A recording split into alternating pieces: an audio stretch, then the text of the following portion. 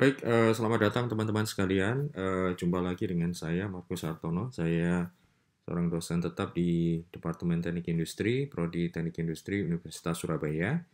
Nah, pada kesempatan kali ini saya akan mencoba untuk sedikit memberikan gambaran atau ringkasan apa sih sebenarnya perbedaan antara sinkronus dan asinkronus learning. Di dalam masa work from home, kemudian study from home ini kan seringkali kita mendengar istilah ini. Nah, di sini saya ambil dari beberapa literatur dan beberapa pengalaman yang ada. Sebenarnya mana yang lebih cocok gitu ya, sinkronus atau asinkronus? Atau mungkin kita masuk dulu apa sih sebenarnya perbedaan mendasar ya? Saya percaya di sana di luaran sana pasti banyak sekali literatur yang membahas ini gitu ya. Dan mungkin lebih kompleks dan saya percaya jauh lebih advance. Tapi di sini saya coba untuk memberikan apa ya sharing gambaran mendasar gitu. Ya, secara sederhana apa sih sinkronus dan asinkronus. Nah, ini beberapa referensi yang saya ambil dari kebanyakan dari referensi online dan ada juga yang dari penelitian gitu ya, dari jurnal internasional Computers and Educations. Nah, synchronous dan asynchronous learning, coba kita perhatikan dari dua gambar ini ya. Jadi kalau yang di sini, yang ini mungkin gambaran sederhananya sinkronus ya, sinkronus. Jadi ada interaksi, jadi ini interaksi, ini tutornya atau gurunya atau dosennya, ini adalah pelajarnya atau mahasiswa. Sedangkan yang di sini adalah asinkronus. Jadi lebih banyak kita berhadapan dengan komputer, dengan laptop, ya kan? Uh, Sedangkan interaksi secara langsungnya tidak nampak. Nah, ini gambaran juga yang kedua, apa sih perbedaan sinkronus dan asinkronus? Jadi kalau yang di sini, yang kiri asinkronus dulu ya. Asinkronus ini contohnya ada discussion board, kemudian ada quiz, ada polling, survei melalui email, kemudian dokumen-dokumen digital yang dikirim lewat email atau post-it di sosial media, rekaman audio maupun video, rekaman slides dengan narasinya, dan juga beberapa pembelajaran di mana disesuaikan dengan kemampuan kita atau kecepatan kita atau self pace. Nah, sedangkan yang kanan ini adalah sinkronus. Sinkronus ini kelas virtual ya. Di situ ada presentasi secara live, kemudian juga ada chat secara live, kemudian message secara instan dan live, kemudian ada live audio maupun video, ada quiz secara live dan polling secara live. Jadi perbedaannya di sini mendasarnya adalah sinkronus itu live. Jadi live, kemudian kita bisa berinteraksi kalau ada misalkan sesuatu yang ditanyakan bisa langsung gitu ya. Sedangkan yang asinkronus ini kebanyakan rekaman gitu ya, rekaman.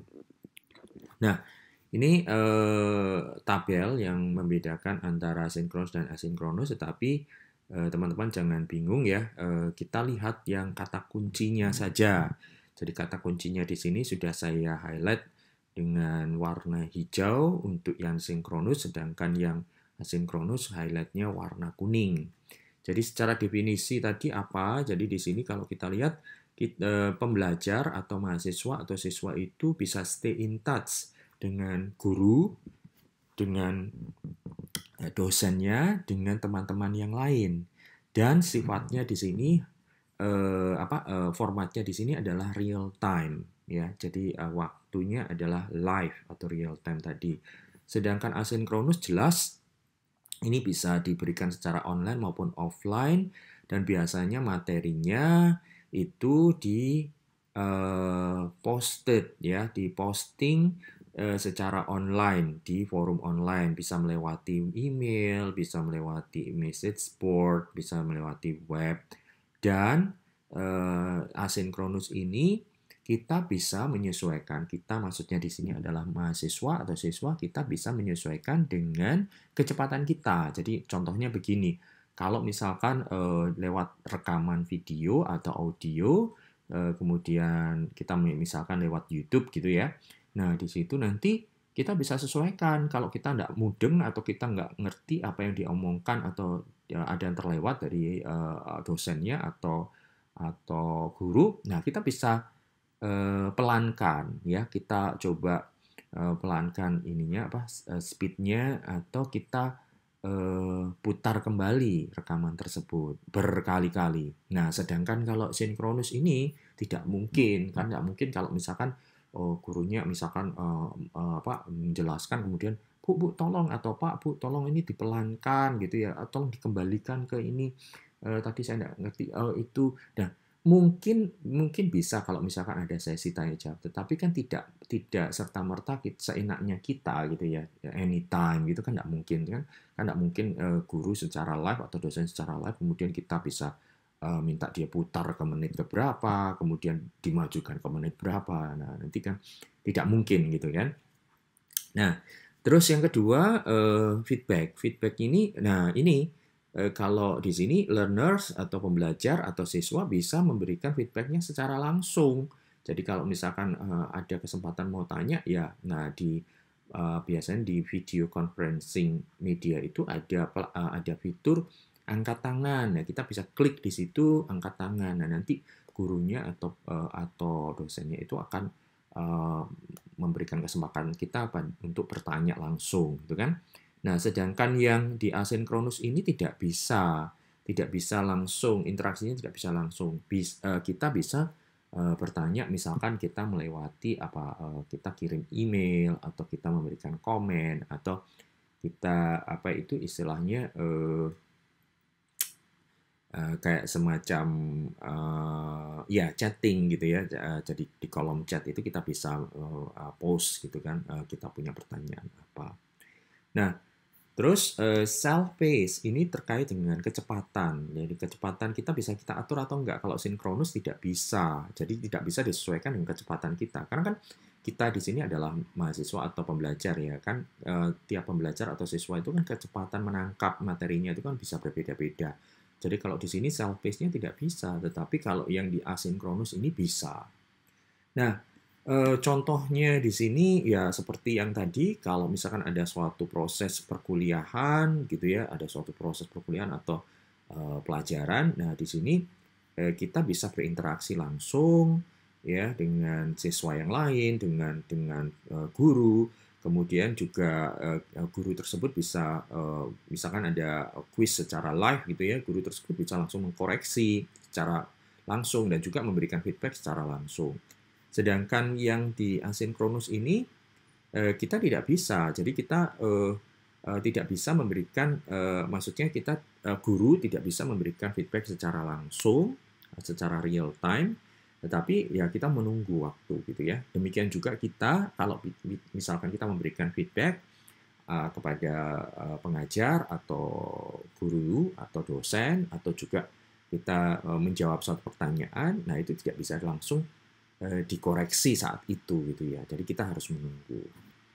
Nah, kemudian yang lain adalah kriteria learning itu apa gitu ya. Jadi kalau di dalam sinkronus ini learning itu disebut sebagai synchronous learning itu meliputi studi secara online yang diselenggarakan dengan memanfaatkan chatting room ya. Jadi secara langsung, kemudian juga ada fasilitas chat room-nya, tapi secara live. Nah, kalau yang asinkronus ini bisa secara online maupun offline, tetapi dia di sini delivered-nya itu oleh web, kemudian email, message board, dan juga misalkan streaming video platform seperti YouTube gitu ya. Dan kita bisa memberikan feedback itu melalui online forum juga ya. Nah, jadi ini mirip learning device-nya ini mirip dengan yang tadi secara interaksi langsung maupun tidak langsung. Nah, metodenya Kalau synchronous ini bisa menggunakan video conferencing, teleconferencing, live chatting, live streaming, lectures ya. Seperti yang famous saat ini orang banyak menggunakan Zoom, kemudian orang menggunakan Skype, terus bisa menggunakan Google Meet, menggunakan Microsoft Teams misalnya seperti itu.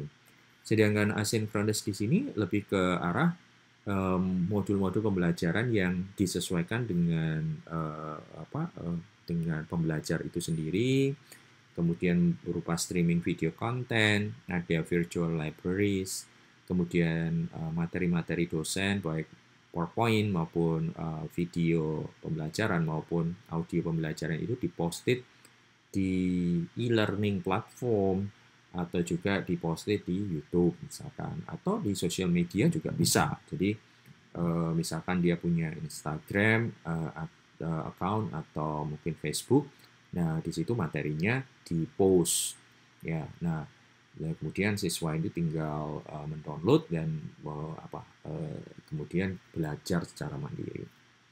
Nah, keuntungannya apa? Jelas kalau synchronous ini dia classroom engagement, jadi keterkaitan dengan kelas ini lebih hidup gitu ya. Ini semacam semacam pembelajaran yang pada umumnya reguler, cuman di sini kita tidak bisa ketemu secara fisik secara langsung, tetapi melewati virtual environment ya.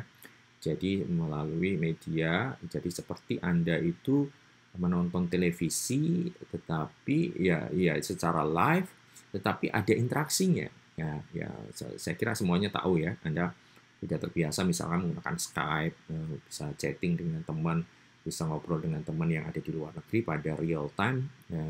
Nah, itu sama ya. Jadi ada classroom engagement, kemudian learning-nya secara dinamis, dan instructional depth itu maksudnya instruksi-instruksi pembelajaran yang diberikan oleh guru maupun dosen itu bisa lebih boleh dibilang bisa lebih merasuk gitu ya. Artinya dia bisa melihat siswa ini ngerti atau enggak dari tatapan mata, kemudian dari pertanyaan-pertanyaan, dari respon siswa itu bagaimana gitu ya.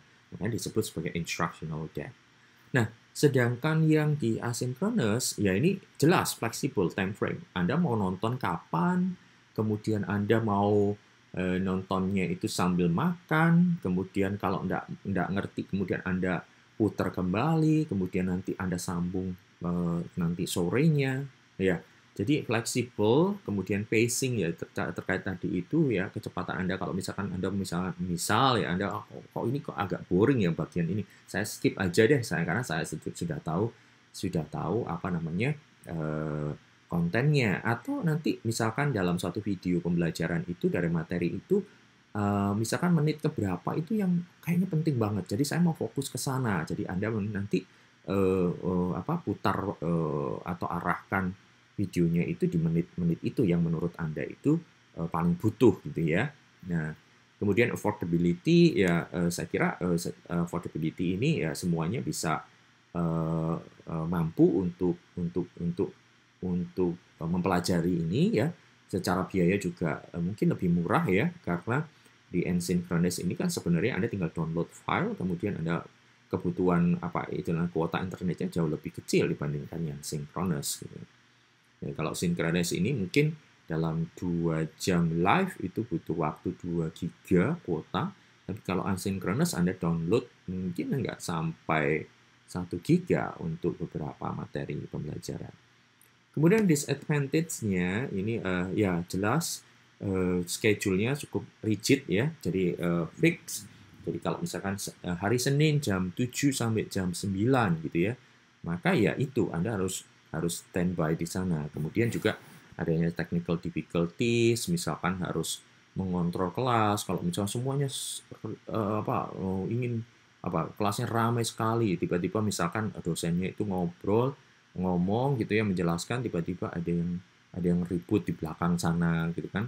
Nah, terus gimana? Nah, itu technical difficulties kadang ya. Sekarang beberapa software misalkan Zoom itu dilengkapi dengan mute and unmute yang bisa dilakukan oleh host. Jadi kalau misal kelasnya ramai ya langsung aja di mute gitu ya, semuanya diam gitu kan. Nah, tapi juga ada teknik difficulties misalkan terkait dengan internet connections. Nah, internet connection ini tidak hanya dari pembelajar saja, tidak hanya dari siswa saja, tetapi juga dari dosen atau dari guru. Misalkan internet connection-nya di rumahnya nggak stabil, tiba-tiba misalkan kuotanya habis juga. Nah, itu bisa tiba-tiba terputus. Nah, kalau terputus, maka harus reconnect, tentunya beli pulsa lagi gitu ya, beli kuota lagi, kemudian reconnect, terus invite, dan itu takes time ya. Kalau yang di asynchronous, disadvantage-nya adalah ya isolations dan risk of apathy, apatis ya. Jadi kalau misalkan kayak ada yang, buat apa sih ini ya, kok kayaknya nggak perlu ya, saya sudah tahu lah, oh nanti nanti sajalah saya puternya gitu ya, akhirnya numpuk gitu kan. Terus isolasi, merasa diri kita itu kok sendirian gitu ya, kok nggak ada teman-teman, kok suasananya apa suasananya itu sepi. Nah, kalau sepi, kalau mau belajar tuh kadang-kadang ngantuk, sudah memalas, nanti aja gitu kan. Baik. Nah, kemudian di sini ada pendekatan hybrid. Ini ke kombinasi ya. Jadi kalau ditanya apakah sinkronus atau asinkronus ya, itu tergantung situasinya. Terus ada yang udah digabung aja. Jadi hybrid ini sebutnya adalah kombinasi real time conference dengan self paced. Jadi sinkronus ya. Kemudian juga ditunjang oleh self paced. Jadi materi yang di pelajaran sinkronus tadi itu secara live tadi itu direkam, kemudian materinya diposting gitu ya. Memang ini ya memang secara effort bagi dosennya atau gurunya ini lebih tinggi effortnya, tetapi paling tidak ini juga menjembatani untuk siswa lebih bisa apa istilahnya itu berinteraksi, tetapi juga kadang-kadang ada yang mau ditanyakan apa lah, mau belajar sendiri juga gitu ya, jadi direkam. Tapi eh, memang ini butuh tenaga dan biaya yang lebih tinggi tentunya, dan effortnya usahanya lebih tinggi.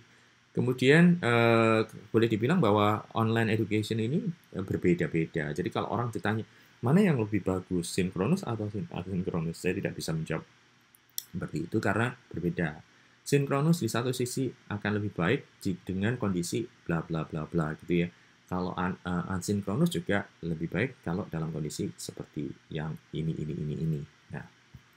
Nah, ini saran praktis ya, saran praktis tentunya bagi pembelajar, bagi apa dosen maupun sebagai guru gitu ya. Sebenarnya kita ini sekarang di masa apa COVID-19 pandemi ini peralihan gitu ya, peralihan dari pengajaran tradisional menuju ke online, ke modern. Jadi pembelajaran jarak jauh. Jadi dari tradisional menjadi pembelajaran jarak jauh.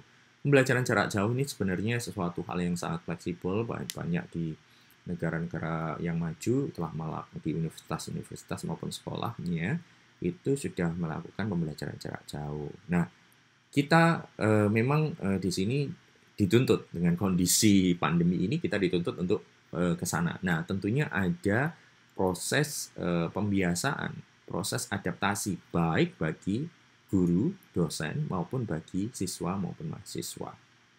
Nah, terus kan mau nggak mau kita harus ke pembelajaran online. Nah, bagaimana terkait dengan sinkronus maupun asinkronus? Nah, mungkin kita bisa mulai dengan pendekatan sinkronus dulu dengan adanya tatap muka, tidak langsung dengan perekaman mandiri. Jadi maksudnya jangan langsung ke asinkronus. Sinkronus dulu, mungkin ditunggu 1 minggu gitu ya. Nah, setelah itu kita sudah mulai apa dosennya, gurunya itu sudah mulai pede gitu ya. Kadang-kadang kan berada di depan komputer, kemudian ngobrol sendiri itu kan canggung gitu kan. Ya, biasanya ada tatap muka langsung, berinteraksi langsung. Nah, ini kan kalau langsung asinkronus agak canggung. Jadi sinkronus dulu. Demikian juga untuk siswa. Siswa langsung dikasih apa istilahnya online material yang direkam kemudian disuruh belajar sendiri juga bingung. Nah, jadi sinkronus dulu. Nanti setelah 1 minggu ya sudah mulai beradaptasi, baru ke hybrid. Hybrid itu dicampur ya, sinkronus dan asinkronus. Nah, setelah 1 minggu itu bisa beralih ke asinkronus. Ya, asinkronus itu sangat fleksibel dan juga bisa menghemat banyak hal gitu ya. Nah, Jadi di sini pertimbangannya adalah waktu transisi di mana kita manusia ya secara human factors kita memerlukan yang namanya learning curve. Jadi ada namanya kurva belajar. Tidak terkejut terjadinya transisi dari offline ke online. Oke. Nah, tapi kalau misalkan di sini ada materi yang lebih banyak interaksi, misalnya metode kuantitatif, banyak hitung-hitungan, matematika, harus dituntun, penurunan rumus, dan lain sebagainya, atau diskusi intensif, focus group discussions, ya harus ada interaksi yang aktif, intensif di kalangan mahasiswa, pelajar, dan juga dengan dosen atau gurunya, maka sinkronus lebih cocok, ya sinkronus lebih cocok. Nah, jadi nanti disesuaikan aja. Ada kompromi antara sinkronus dan asinkronus, ya terutama di masa COVID-19 pandemic ini. Baik, saya kira itu, saudara-saudara sekalian, teman-teman, terima kasih telah mengikuti video ini. Semoga bermanfaat ya. Stay safe, stay healthy, and stay at home. Thank you.